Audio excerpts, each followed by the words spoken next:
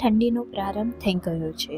ઠંડી જોઈને ઘણા બધા માણસોને ઘરની બહાર નીકળવાનું મન થતું નથી, પરંતુ જે ભગવાનના શ્રદ્ધાવાળા ભક્તો છે તેઓ આ ઠંડીમાં તારીખ 15 ડિસેમ્બરથી ધનુર્માસનો પ્રારંભ થતાં ધૂન, ભજન અને કીર્તન ગાનનો પ્રારંભ કરી દેશે.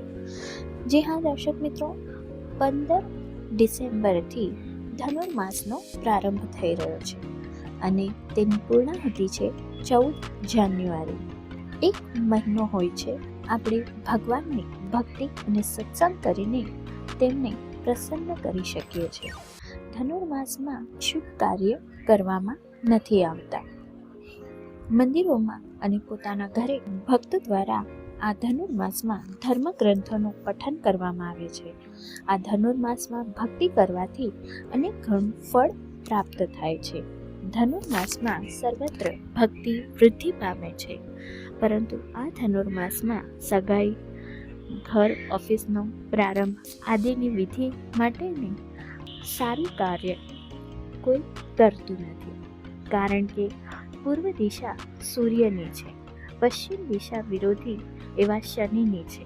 ધન રાશિ પશ્ચિમ દિશામાં આવેલી છે. ત્યાં સૂર્ય શનિના અક્ષમાં જાય છે. તેના કિરણો અતિ વક્ર પડતા હોવાના કારણે માંગલિક કાર્યો કરવામાં આવતા નથી. શાસ્ત્રો પ્રમાણે એવું પણ માનવામાં આવે છે કે મહાભારતનું મહાયુદ્ધ ધનુર્માસના દિવસો દરમિયાન થયું હતું, જેમાં મોટી સંખ્યામાં નરસંહાર થયો હતો. આ માસમાં સાંદીપની ઋષિના આશ્રમમાં શ્રી કૃષ્ણ ભગવાન અને બલરામે 64 કળાઓ સાથે ધનુર્વેદના અભ્યાસ કર્યો હતો. તેથી આ ધનુર્માસમાં વિદ્યા અભ્યાસ માટે પણ માંગલ્યમય ગણાય છે. ધનુર્માસમાં સ્વામિનારાયણ સંપ્રદાયના અનેક મંદિરોમાં પણ આ ધનુર્માસની ઉજવણી કરવામાં આવે છે.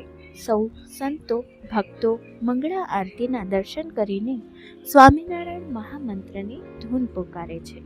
ત્યારબાદ સંતો શ્રી સ્વામિનારાયણ ભગવાનના ચરિત્રોનું ગાન કરે છે. જીવનમાં સુખી થવા માટે આપણે પણ ભક્તિ અને સત્સંગ કરવો જ જોઈએ.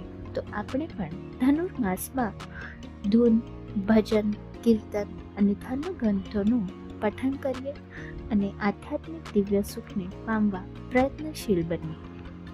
દર્શકો, ધનુર્માસ 15 ડિસેમ્બરથી 14 જાન્યુઆરી સુધી છે અને આ માહિતી તમારા સર્વ સ્નેહીજનો સાથે જરૂરથી શેર કરજો. ધન્યવાદ.